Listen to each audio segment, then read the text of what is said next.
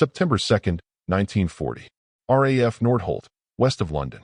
The dawn mist hangs low over the airfield, mixing with the acrid smell of fuel and damp grass. Ground crews move between rows of Hawker Hurricanes, the rugged workhorses of Fighter Command, their olive-drab wings beaded with dew. Overhead, the rumble of distant engines echoes across the sky. The Battle of Britain is reaching its peak. But this morning, something unusual stirs at Nordholt. A new squadron, foreign, loud, and full of restless energy, is preparing to take off. Painted in RAF colors but marked with the red and white checkerboard of Poland, the Hurricanes of No. 303 Squadron stand ready. Around them, men shout in Polish, smoke thick cigarettes, and joke with an irreverence that catches the British off guard. At their head stands squadron leader Ronald Kellett, a seasoned RAF officer tasked with commanding this volatile group of exiled pilots. He watches as his deputy, Flight Lieutenant Witold Urbanowicz, argues cheerfully in Polish with his men. The energy feels different, raw, chaotic, but beneath it runs a quiet fury. Many of these men have already lost everything. They fought the Luftwaffe once before, over Poland in 1939, then over France, before fleeing through Romania and North Africa to reach Britain. Their homeland is now occupied. Their families are under Nazi rule. For them, every sortie is personal. Kellett had his doubts at first. The Poles' English was poor. Their discipline seemed loose. And their flying style, too reckless, as one British instructor complained, broke every rule of RAF formation tactics. But the Poles didn't care about rules. They cared about kills. At 6:15, the order comes through. Scramble, 303 Squadron. Bandits approaching from the channel. Engines roar to life. Propellers bite through the mist. Hurricanes leap forward, wheels bouncing on the grass before lifting into the pale morning sky. From the control tower, Kellett watches them disappear into the clouds. God help the Germans, he mutters. He doesn't know yet how true those words will be. September 6, 1940. Over the Thames estuary. The radio crackles with clipped Polish accents and bursts of gunfire. 11 Hurricanes of 303 Squadron streak toward a formation of Dornier Do-17 bombers, escorted by Messerschmitt Bf 109s. Urbanowicz leads the charge. He doesn't wait for perfect alignment or radio confirmation. Instead, he dives straight in, engines screaming, guns blazing. The British call this madness. The Poles call it instinct. Below, the Dornier formation erupts in chaos. One bomber disintegrates under concentrated fire. Another veers off trailing smoke. Urbanowicz's wingman, Sergeant Joseph Frantisek, a Czech volunteer flying with the Poles, cuts through the escorting 109s like a hawk among pigeons. Zluij, Zluij. From the left, someone shouts over the radio. Tracer rounds whip past their wings. Frantisek rolls, climbs, and drops behind a German fighter. 2 short bursts. The Messerschmitt bursts into flame and spirals down toward the river. Within minutes, the engagement is over. 6 enemy aircraft destroyed. Not a single Pole shot down. When they land back at Nordholt, British mechanics can barely believe what they see. Hurricanes riddled with holes, oil leaking, one missing half a wingtip, but their pilots grinning like devils. Frantisek jumps from his cockpit, lighting another cigarette before the propeller stops spinning. Good hunt, he says in broken English. The squadron's reputation spreads quickly. That day, Air Vice Marshal Keith Park, commander of No. 11 Group, sends a message. Your squadron's performance today was exemplary. Keep it up. But behind the praise lies astonishment and a hint of disbelief.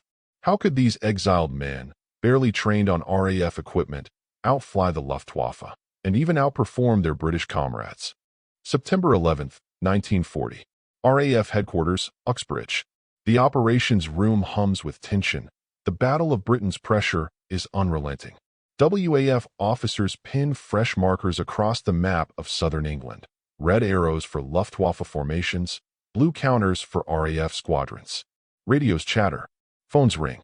At the far table, Air Chief Marshal Sir Hugh Dowding, commander of Fighter Command, peers through his spectacles at a sheet of sortie reports. His eyes pause on a single line. 303 Squadron. 3 sorties, 15 confirmed kills, 1 damaged. He looks up, eyebrows rising. Is this accurate? An aide nods. Yes, sir. Number 303, the Polish unit. Their figures have been verified. Dowding exchanges a glance with Keith Park, who stands beside him. Park gives a faint smile. Those Poles, he says quietly. They fight like lions. By mid-September, 303 Squadron has already become a legend. In just a few weeks, their kill count surpasses that of any other squadron in Fighter Command. Their Hurricanes return from missions scarred but victorious, wings patched, fuselages riddled, guns overheated. Yet their morale never dips. British ground crews begin watching the Poles with a mix of awe and concern. They don't fly by the book, one mechanic says. They rip it up. He's right. Polish pilots like Urbanowicz, František, and flying officers Zdzislaw Henneberg prefer to close the distance fast, to attack head-on or from near-suicidal angles. Their accuracy is extraordinary, honed from brutal experience against the Luftwaffe in Poland and France. When RAF pilots ask about their tactics, Urbanowicz shrugs.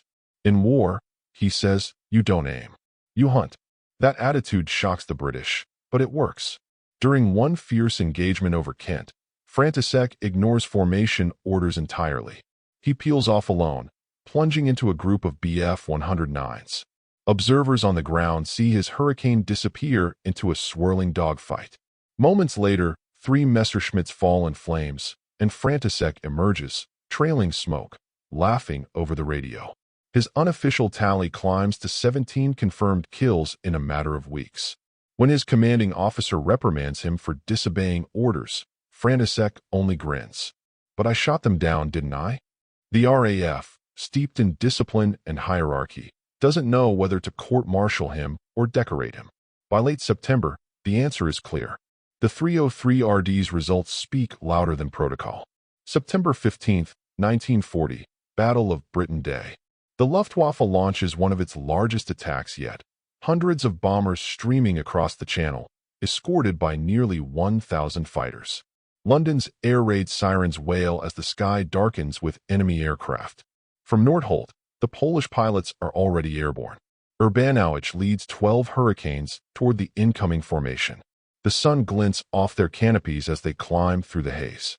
At 20,000 feet, the enemy appears, an endless swarm of Heinkel and Dornier bombers, flanked by serried ranks of 109s. The odds are impossible. Urbanowicz doesn't hesitate. Attack, he shouts, diving straight through the bomber stream. Tracers streak upward. Flak bursts bloom around them like deadly flowers. Below, the Thames shimmers through the clouds. One Heinkel bursts into flames, breaking formation. Another loses a wing and plunges earthward. František loops behind a trailing bomber, firing short bursts until its engine erupts in smoke. As he banks hard to the right, a 109 dives on him from above, but Henneberg catches it with a deflection shot, shredding its tail. The air is chaos. Engines roar, radios crackle in Polish and English, machine guns rattle in unison. For 30 minutes, the battle rages across the skies of London. The city below watches in terror and awe as dogfights weave through the clouds. When the smoke clears, 303 Squadron claims 15 enemy aircraft destroyed. Losses, none. At Fighter Command HQ, Park marks the results on the board and leans back, exhaling. These men, he murmurs, may well have saved London today. The RAF's public communiques don't name the unit, but word spreads quickly through airfields and pubs alike. The Poles are now heroes. September 18, 1940. RAF Nordholt. The squadron mess hall is alive with laughter and cigarette smoke. Someone's brought in an accordion. The Poles are singing, loud, off-key, joyous. A few British officers stand in the doorway, smiling awkwardly. They can't understand the words, but they understand the spirit. At a corner table, squadron leader Ronald Kellett clinks his glass. To the best damn pilots in the RAF, he says. Even if I can't understand half of what you're saying. The room erupts in cheers and laughter. That night, word reaches Nordholt that number 303 Squadron has become the top-scoring unit in the entire Royal Air Force. In just 42 days of combat, they have shot down 126 confirmed enemy aircraft, an achievement unmatched by any other squadron during the Battle of Britain. British newspapers pick up the story.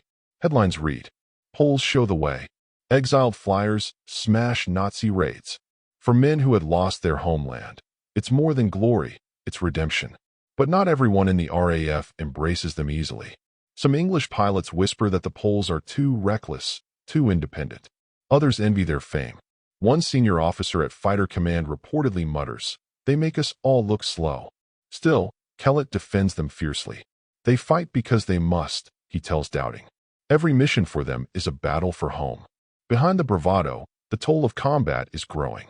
The constant sorties, the sleepless nights, the mounting losses across Fighter Command, they wear on everyone. Even the invincible-seeming Mtsensk begins to push himself harder, flying solo missions after official patrols. On September 30th, his luck finally runs out. Returning from an unauthorized evening patrol, his Hurricane crashes near Ewell, Surrey. He dies instantly. When the news reaches Nordholt, silence falls over the mess hall. Urbanowicz stands motionless for a long time before whispering. He was the wild one. Now the sky is quieter. They bury Mtsensk with full honors. A British officer speaks the eulogy. Polish pilots stand rigid, caps pressed to their hearts. After the service, Urbanowicz looks to the horizon, the sky that has become their only home. "Nie ma odwrotu," he says softly. "There is no going back." October 1940. The Luftwaffe's raids on Britain begin to wane. Göring's air arm is battered, its losses unsustainable. Fighter Command has held the line, and among its greatest defenders stands 303 Squadron. In London, King George VI visits RAF Nordholt. The Poles line up proudly beside their Hurricanes, boots polished, jackets patched, and faded from battle. The king walks the line, shaking hands and offering thanks through interpreters. But the Poles understand enough. "Dziękuję," they say. "Thank you." By November, the Battle of Britain is over.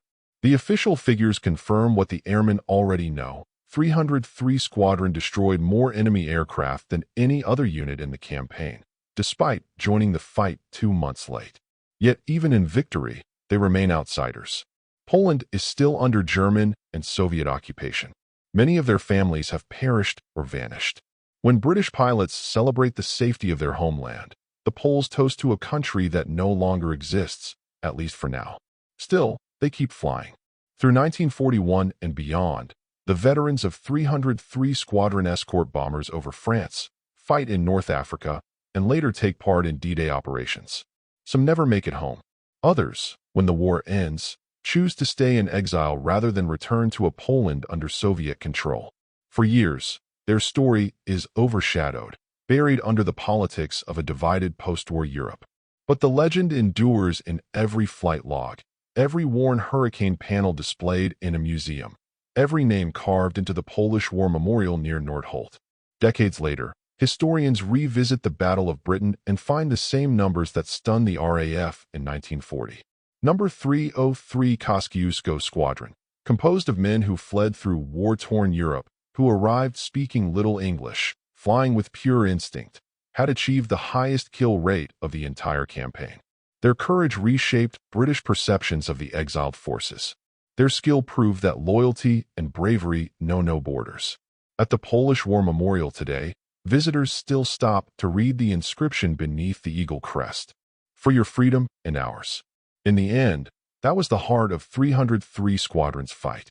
Not just for the skies above Britain, but for the hope that one day, the sky above Poland would be free again.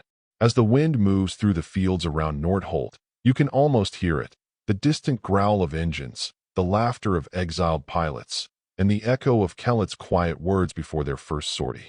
God help the Germans. He was right.